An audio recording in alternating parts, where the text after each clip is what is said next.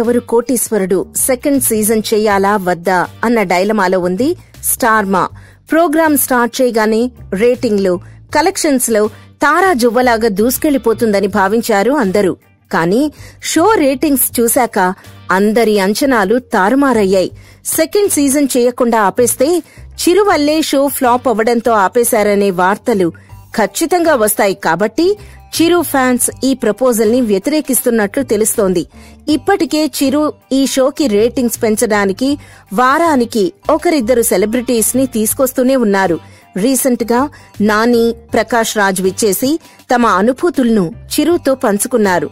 ఇన్ని చేసినా రేటింగ్స్ లో ఎలాంటి మార్పు కనిపించలేదు.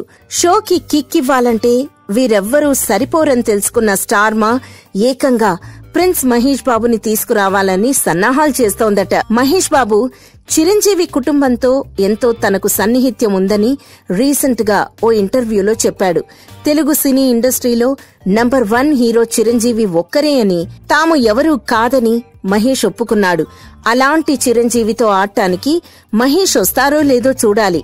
మహేష్ రీసెంట్ గా ఎలాంటి షోకి గెస్ట్ గా రాలేదు. ఫ్యాన్స్ కూడా మహేష్ ఎంట్రీ కోసం ఎంతగానో ఎదురు చూస్తున్నారు. కాబట్టి మహేష్ వస్తే రేటింగ్స్ ఖచ్చితంగా పెరుగుతాయని భావిస్తోంది స్టార్ మా టీం.